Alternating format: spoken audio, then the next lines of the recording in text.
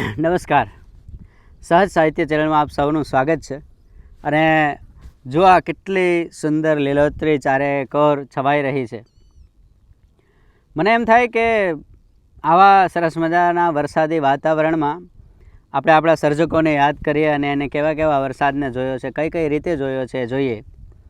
પણ મને તો વરસાદ પોતે જ એક સર્જક હોય એવું લાગે છે. આ જુઓ ને, લીલોતરીથી એ કંઈ કેટલું લખી નાખે છે અને કંઈ કેટલાયના મનમાં નવા યાદો, નવા ઉદ્ગારો સર્જી શકે છે. પણ મને એ વાતમાં વચ્ચે મનોજ ખંડેરિયા યાદ આવે કે પડ્યા રહેવું ઘરમાં ન પાલવે, પડ્યા રહેવું ઘરમાં ન પાલવે, વરસાદી મોસમમાં ભીના વાતાવરણનો હાથ ઝાલીને જરા નીકળો.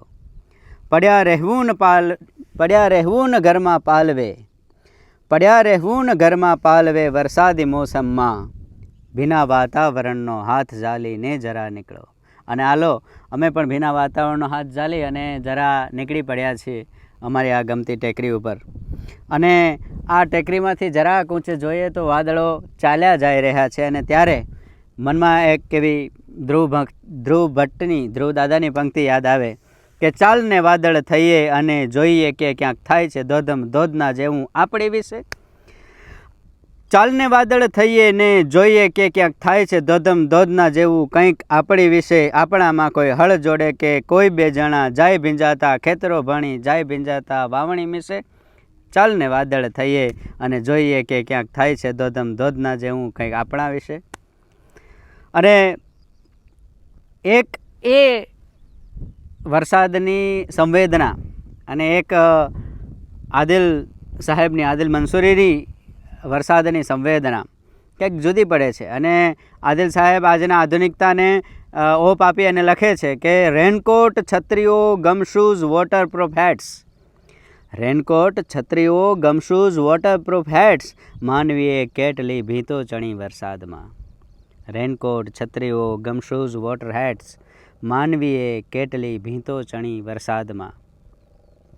અને વરસાદ હોય એટલે વરસાદ જેવો જ માણસ રમેશ પારેખ યાદ આવે. કહી આપણે બે અને વરસાદ ભીંજવે, મને ભીંજવે તું, તને વરસાદ ભીંજવે. થરથર ભીંજે આંખ કાન, થરથર ભીંજે આંખ કાન, વરસાદ ભીંજવે, કોને કોના ભાન શાન, વરસાદ ભીંજવે. અને એની ખૂબ પ્રસિદ્ધ પંક્તિ રમેશ પારેખની યાદ આવે કે ઓણુકા વરસાદમાં બે ચીજ કોરી કટ, ઓણુકા વરસાદમાં બે ચીજ કોરી કટ, એક અમે પોતે અને બીજો તારો વટ. અને એવી જ તમે બધાએ કદાચ સાંભળ્યું હોય એવા તુષાર શુક્લની રચના પણ આમ તો પ્રખ્યાત છે, પણ એની જે આ બે પંક્તિઓ છે મને બહુ ગમે કે તરસ્યા આ હોવાના કોરા આકાશમાં આષાઢી સાંજ એક માગી. તરસ્યા આ હોવાના કોરા આકાશમાં આષાઢી સાંજ એક માગી, વરસાદી વાર્તાઓ વાંચી વાંચીને હવે ભીંજાવું એ તો આભાસ છે, મારું ચોમાસું ક્યાંક આસપાસ છે. એની આ વાત કરી છે. અને વળી પાછા આપણને ધ્રુવ ભટ્ટ યાદ આવે કે આપણને થાય એવું વાદળને, થાય એવું ઝરણાને, થાય એવું ઘાસને, ને આવી ઘટનામાં જે ડુંગરને થાય, થાય નેવેથી દડદડતા ગામને, ને તમને થાય ચાલ ટહુકો થઈ જાઓ, ને તમને થાય ચાલ ટહુકો થઈ જાઓ, અને ઝાડ તળે ગહેકુરે પાનમાં ક્યાંક ચોમાસું ગાજે છે રાનમાં. આ ચોમાસું જાણે રાનમાં ગાજી રહ્યું છે અત્યારે આપણી વચ્ચે. પણ કવિતા અને વરસાદ વિશેની કવિતાઓ ઘણી બધી રચાણી હશે, પણ બે કવિઓની રચના મને એવી મળી કે જે રચનામાં વરસાદ આવતો હોય એવી અનુભૂતિ થાય. અને એમાં આપણા એક બહુ વિદ્વાન કવિ હોવું અને વિદ્વાન કવિ હોવું આમ તો તફાવત છે ઘણો બધો. એવા વિદ્વાન કવિ લાભશંકર ઠાકર, અને એ જે લખે કે જલ બિંજેલી જોબન વંતી, લથબથ ધરતી અંગ અંગથી ટપકે છે રૂપ મનોહર. તમે જો એની જે લય છે એ પણ વરસાદ જેવો છે. એટલે જલ બિંજેલી જોબન વંતી, લથબથ ધરતી અંગ અંગથી ટપકે છે કંઈ રૂપ મનોહર. અને આવી જ સરસ રચના એ મને મળી છે એક સરસ મજાની અને પ્રદ્યુમન તન્નાની, કવિ પ્રદ્યુમન તન્નાએ. અષાઢનો જોરદાર વરસાદ હોય, બધું તણાઈ જતું હોય, એટલો વરસાદ હોય એવું કોઈ કવિઓએ આમાં લખ્યું હોય તો એ પ્રદ્યુમન તન્નાની. એના શબ્દોનું ચયન અને એના લયની ગંભીરતા, આહા, જાણે કાયદેસર વરસાદ તમને એના પ્રવાહમાં લઈ જતો હોય એવું લાગે. આયો અષાઢ, પ્રદ્યુમન તન્ના લખે છે, સઘન ગગન ઘન ગરજ સુણીને થર થર કંપ્યા પાડ. આયો અષાઢ, કાજળ ઘેરા વાદળ છાઈ દિશા ચુવે અંધાર. ઝબકે સબકે લબકે વીજ કરી નાગણ શા ફતકાર. વન વન દંડન ખંડન કરતો સમિરણ પાડે ત્રાડ. આયો અષાઢ, સઘન ગગન ઘન ગરજ સુણીને થર થર કંપ્યા પાડ.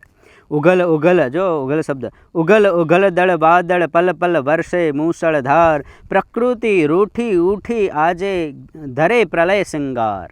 રંગ રંગીલી ઓઢણી છોડી ઓઢે જળ ઓછાડ. આયો અષાઢ, સઘન ગગન ઘન ગરજ સુણીને થર થર કંપ્યા પાડ. આભ ચીરીને ઉતરે જાણે વૈતરણીના વાર. આકુલ જનગણ કંઠે ઉડતો ઘેરો એક પુકાર. પ્રળયંકર હે શંકર એને ઝીલો જટાની આડ. સઘન ગગન ઘન ગરજ સુણીને થર થર કંપ્યા પાડ. આયો અષાઢ, કાજળ ઘેરા વાદળ છાઈ દિશા ચુવે અંધાર. ઝબકે સબકે લબકે વીજ કરી નાગણ શા ફતકાર. સઘન ગગન ઘન ગરજ સુણીને થર થર કંપ્યા પાડ. ખૂબ જ સરસ આ રચના છે. અને સાથે સાથે ભગવતી કુમાર શર્માને પણ યાદ કરીએ. એમની રચના પણ બહુ પ્રસિદ્ધ છે અને છતાંય એ મજા આવે એવું કે અઢી અક્ષરનું ચોમાસું ને 2 અક્ષરના અમે. ખોટ પડી અડધા અક્ષરની સાજન પૂરજો તમે. ને 3 અક્ષરના આકાશે આ 2 અક્ષરની વીજ. 2 અક્ષરનો મોર છેડતો 7 અક્ષરની ચીજ. ને 4 અક્ષરની ઝરમર ઝીલતા રૂવાડા સમસમે. ખોટ પડી અડધા અક્ષરની સજન પૂરજો તમે. અને આમ ચાલતા ચાલતા આપણે જ્યારે શોભિત દેસાઈ સુધી પહોંચીએ તો એને સરસ વાત કરી છે કે આવા એક ઘાસની અંદર વરસાદ કઈ રીતે ઉતરે છે કે તો કે પાણીના ટીપે ઘાસમાં જઈએ. પાણીના ટીપે ઘાસમાં જઈએ, ચાલ કોઈ પ્રવાસમાં જઈએ. પહેલી વર્ષામાં એક થઈને પછી માટીના ભીના શ્વાસમાં જઈએ. એટલે આટલી સરસ રચના. અને છેલ્લે આપણા ગુજરાતીના યાદગાર કવિ અને સરસ મજાની જેમની વાતો છે એવા ઉમાશંકર જોશીને યાદ કરીએ કે વર્ષાની રૂમઝૂમતી રાત રંગ ભીની એવી વહાલપની વાત રંગ ભીની. આકાશે વીજ ગુમે હૈયામાં પ્રીત જુમે છંટાતી સ્વપ્નની બિછાત રંગ ભીની. કે વર્ષાની રૂમઝૂમ રાત રંગ ભીની. અને ઉદયન ઠક્કર લખે છે કે ભીંજાવામાં નડતર જેવું લાગે છે, શરીર સુદ્ધા બખ્તર જેવું લાગે છે. મને કાનમાં કહ્યું પુરાણી છત્રીએ કે ઉઘડી જઈએ અવસર જેવું લાગે છે. ને મોસમની હિલચાલ જ આશાવાદી છે. મોસમની હિલચાલ જ છે આશાવાદી. 16 અચાનક 17 જેવું લાગે છે. ને ખુલ્લા ડીલે, જો કવિની કવિતા અહીંયા છે કે ખુલ્લા ડીલે વૃદ્ધ મકાનો ઊભા છે. ખુલ્લા ડીલે વૃદ્ધ મકાનો ઊભા છે. એક એક ટીપું શર જેવું લાગે છે. વરસાદની મજા અને વરસાદને વાહ વાહ કરવાવાળા કવિઓ તો ઘણા છે, પણ વાસ્તવિકતા જે છે એ ઉદયન ઠક્કરે ખોલી આપી કે ખુલ્લા ડીલે વૃદ્ધ મકાનો ઊભા છે. એક એક ટીપું સર જેવું લાગે છે. અને હવે છેલ્લે મારે દિનેશ કાનાણીની એક પંક્તિથી આ વાતને વિરામ આપવો છે કે દઉં પુરાવા કોઈ ભીની યાદના. કે દઉં પુરાવા કોઈ ભીની યાદના. મોકલું ફોટા તને વરસાદના. મોકલું ફોટા તને વરસાદના. દિનેશ કાનાણીની આ કવિતા સાથે આજનો આ અસબાબ જોઈને, આ પ્રકૃતિનો આ વૈભવ જોઈને અહીંયા બેઠવાની મજા અને આ શબ્દોની લુફ્ત લઈને આપણે અહીંથી છૂટા પડીએ. આ અમારી ટેકરી આ બાબા વસાહતની ટેકરી છે અને આ ટેકરી ઉપર ફરીથી પાછા કોઈ નવા વિષય સાથે આપણે મળતા રહીશું. નમસ્કાર.